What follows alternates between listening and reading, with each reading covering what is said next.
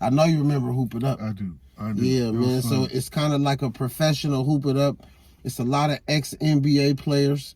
It's a lot of street ball players, a lot of Drew League, some Rucker players. It's all players from all type, street ballers that, didn't make it professional or professionals that's out the league now. Yeah. So the first two teams, the game that we going to talk about is Trilogy versus the Enemies. Trilogy is Isaiah Briscoe and Earl Clark, and Steven Jackson is their coach. Enemies is Nick Young and Jordan Crawford, and Gilbert Arenas is their coach. Tell us a little bit about the game. I checked it out. It was a nice game. It was very competitive. Trilogy coming in and defending champs. I think they won the last two. So they nice. They got a good squad. And it was a close game. It was nice. Isaiah Briscoe had a nice game. I like his game. He I like pulled him. away at the Kentucky end, boy. Kentucky boy. Yeah. Another one of my guys. You know he said he modeled his game after James Harden. Is that right? That's what he said. That's why he wear 13. Oh, he was looking a little Hardine out there. He was looking a little Harden out there, but it was nice, man. Trilogy pulled it out. They got him 52-46. So I'm always gonna root for the little man with the handles. That get the fame and the glory and the last shot.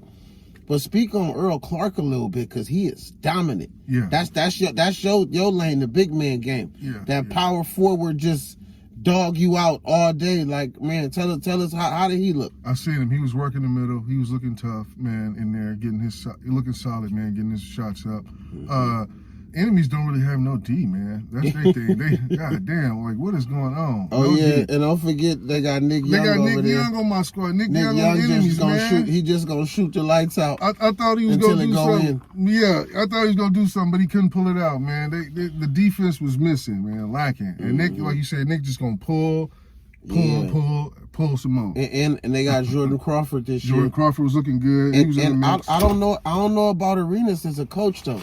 Like he seemed like he know a lot, but he's not a good coach though. It don't seem like it's translating to the players, whatever he's got set up for him, scheme wise. Maybe they need an assistant coach or something. Where's the D at, Gilbert? Gilbert, where's the D, bro? Where is the D?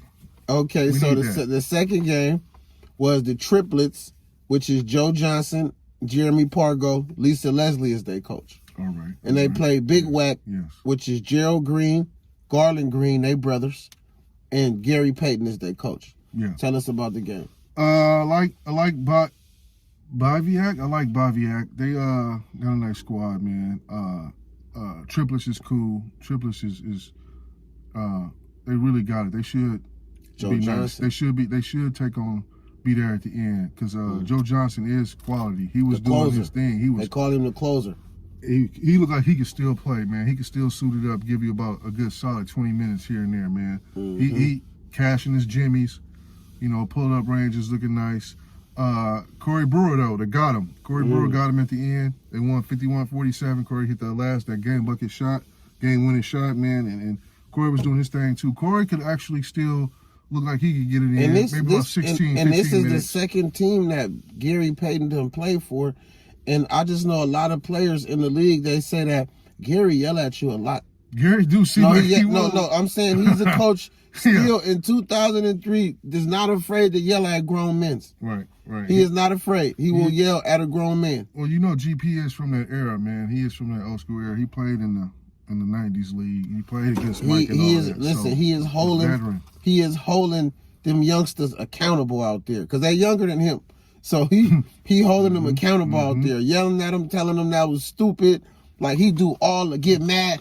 Oh, he do all that. I love it. I love it, GP. I love it. Keep it up, G. And they do have a little bit of defense. I will say that, Gary. The defense you got is scheming up on them. It's okay. And don't sleep on Jeremy Pargo. And Lisa Leslie is a good coach. Yes. She's nice. She said she ain't teaching them like schemes or how to play basketball. She like just show up and be competitive every night. Give it all you got. Just as long as you go hard, we gonna be in the mix. And I like that too. So she ain't trying to teach them nothing. She's like, hey, make sure you on top of your shit. Play hard and keep it competitive and keep it consistent, man. That's all you can do. That's what's up. That's what you can ask for. So the next game was Power. Power is Catino Mobley, Glenn Rice Jr. and Nancy Lieberman as their coach. Then they played the three-headed monsters, which is Rashard Lewis, Kevin Murphy, and Reggie Theus as their coach. Tell us about the game a little bit. Well, three-headed monsters got a little bit of work to do.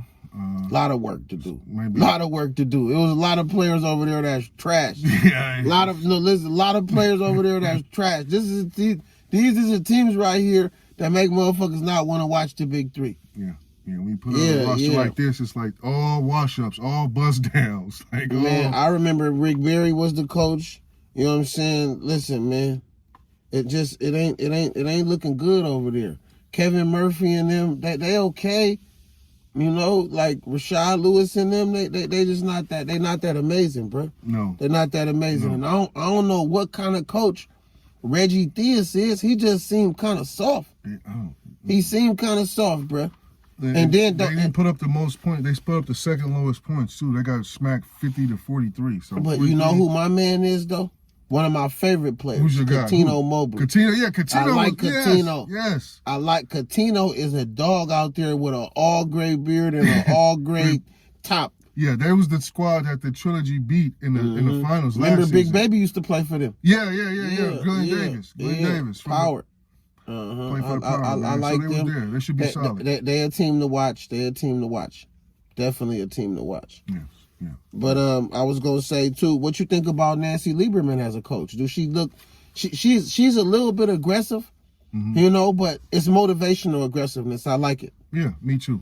I'm with it. It's nothing wrong with a woman coach. No, yeah, and she's and her son play for the team too. Oh, okay, yeah. Keep them boys motivated, man. Keep them energized and keep them hungry, man, and hold them accountable.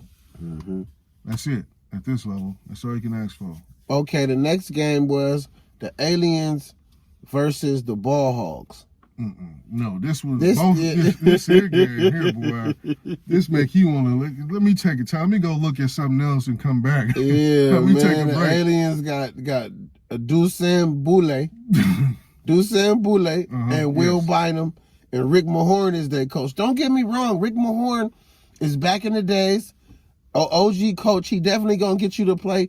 And these foreign boys ain't weak, but the game just don't look pretty enough.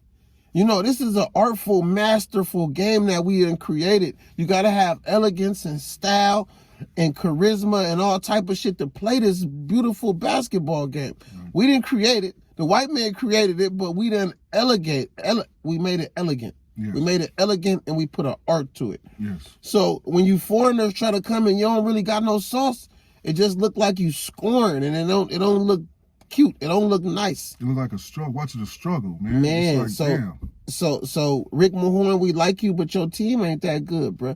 Your team ain't that good. They win a few games, but they not that good. Then they playing against Leandro Barbosa and them. You remember Barbosa? Did you like him as a player? No.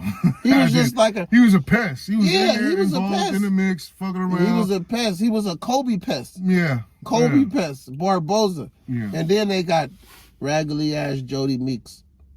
Raggedy ass Jody, but probably the worst Kentucky player, but he still got 11 years in the league. Out the league. 11 years in the game. That's the worst Kentucky player Curry didn't put out.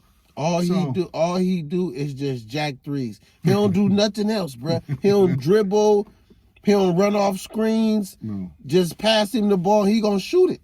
He's a body out there putting up jimmies, getting in work. Bruh, yeah, they won a lower score team. They scored the least amount of points over the shit so far. The Aliens, man, Ball Hogs got them 50-39. So that was a blowout. Terrible game, terrible team. Horrible to look at, man. It's like, can they do trades in this month?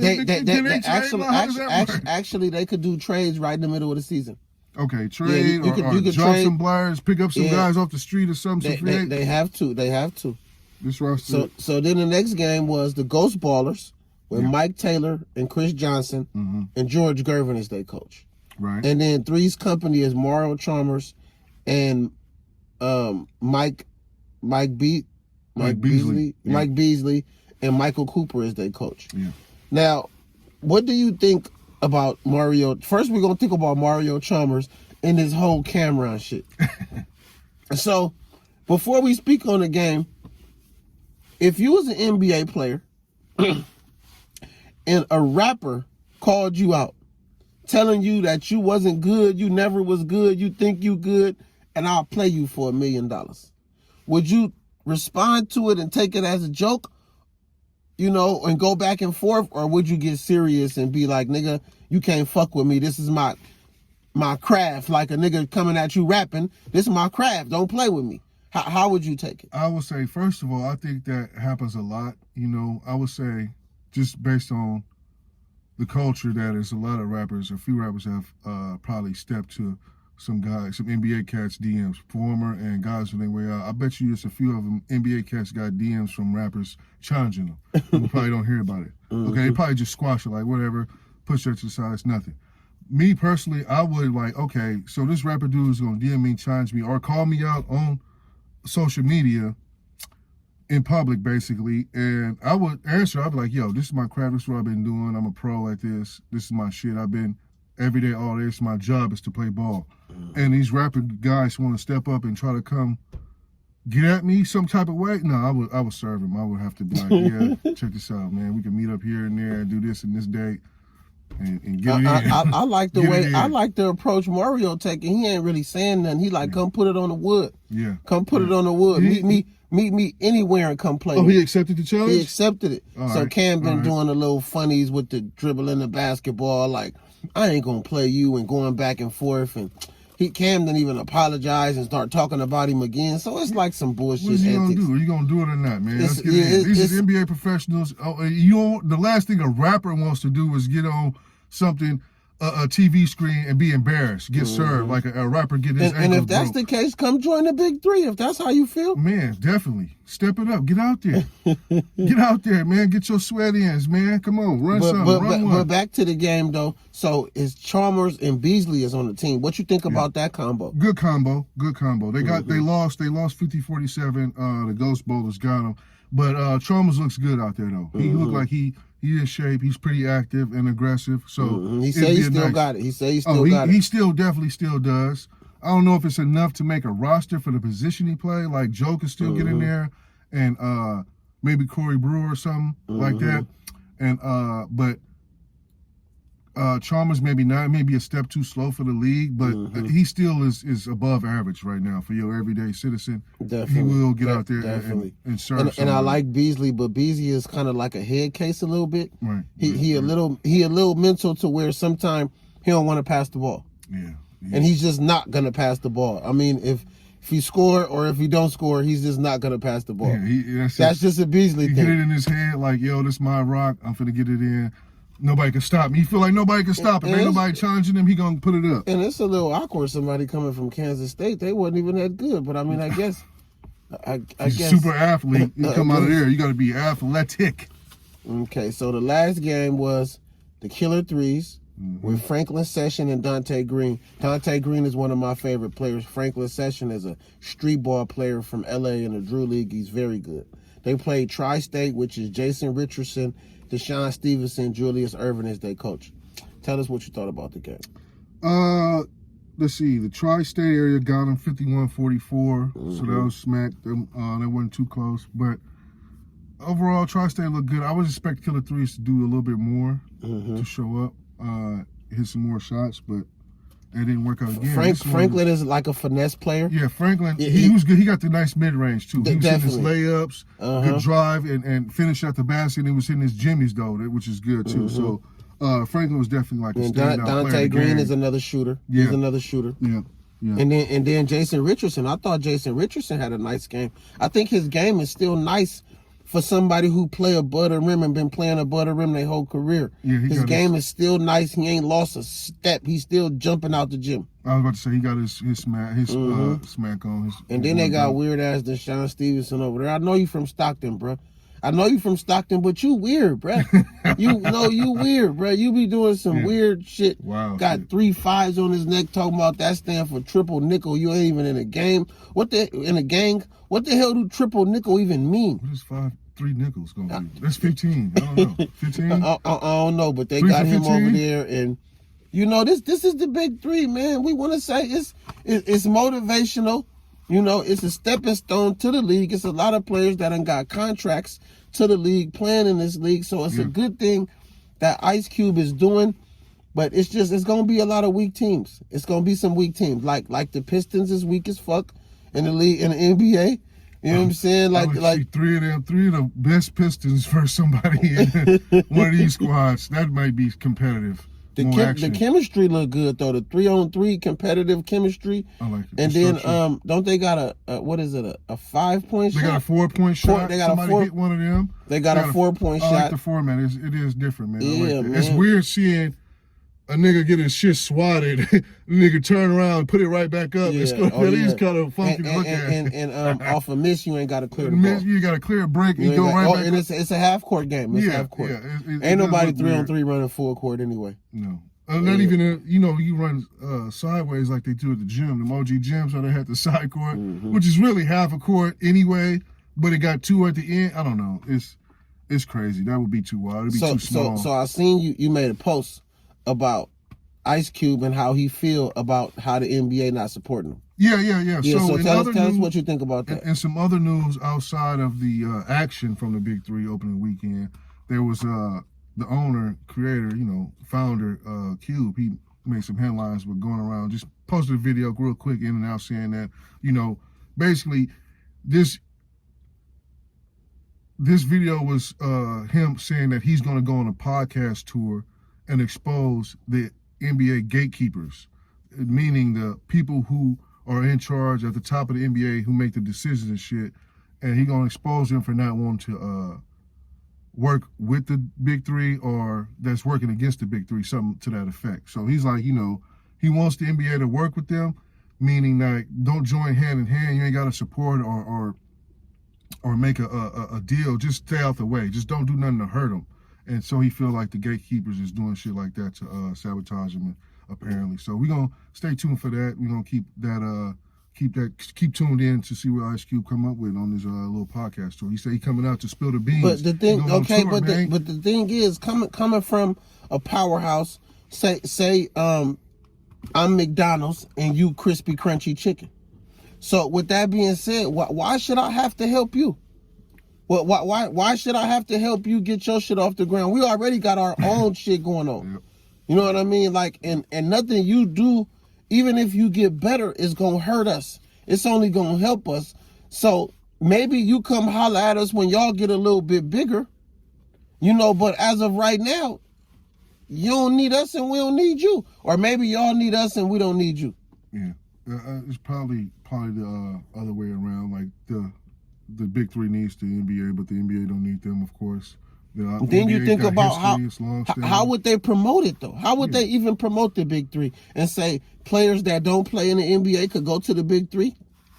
If anything, they would want the players to play in the G League, right? Yep, they already got something like that. Yeah, not the Big Three, the competition. But I will say the Big Three is during the off season of the NBA.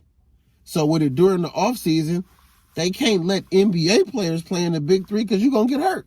And you playing hella games. You got to come back the next season and all that shit. Yeah, you take time off to heal, rest. And then let me play devil's advocate for 5 seconds, Ice Cube, because I've been watching for 6 years. So last year, Nick Young said some of their paychecks didn't come on time. That's why some of the games, the celebrity players who are celebrities wasn't playing because the check didn't clear. Oh man. Now that's old. Yeah. Maybe they got new money. They is sponsored by Microsoft and all this shit now. I seen Ice Cube talking that shit, but before you start talking to the big dogs, y'all gonna have to bring a little bit more of a bag in. Just a little bit. I see it's more people at the games. It's definitely more people at the games. It's more publicized. It's on TV. It's on the internet. They got commercials. They got sponsors. Yeah. But just don't go throwing rocks at the throne before you even get your weight up, Ice Cube. You may not be ready for that battle, bro. You really finna go on a podcast tour just talking about the NBA? You think that's gonna get you closer to partnership with the NBA? It's not, sir. It's not. It's not. Maybe he don't want that. Maybe he feel like he don't need it. He can get a sponsorship from Crispy Crunchy Chicken. Goddamn, and have drumsticks on the jersey out there. Maybe that's how he feel. He can get it from anyone. Off the ground. He's a hustler. Well, definitely they're gonna have to beef up the talent in the games and Circumvent in the competition in the game so people could watch. Because there's a lot of people that don't watch. Yep. A lot of people. How do you market your shit, Cube? How do you step up viewership? How do you get eyeballs on screens, Cube? How do you do that? Hey, where's the marketing? Figure it out, because we paying attention. We just hope the world paying attention. Yeah. So, man, thank you for another episode, man. We here, man. We here, man. Undrafted Opinions. Get at us on the Instagram. My Instagram is Rubiano1. My Instagram is the one All Micah. THE1 All Micah. Get at us, man. If you got some questions about NBA, if you got some questions about college players, if you got some questions about the Big Three, get at us. We got all the information for you from a street perspective. And you know, I'm going to throw a little comedic twist on there, you know what I mean, so you can laugh a little bit. So, yeah, man, tune in, stay tuned. Undrafted Opinions, we out. Keep it locked. We'll be back.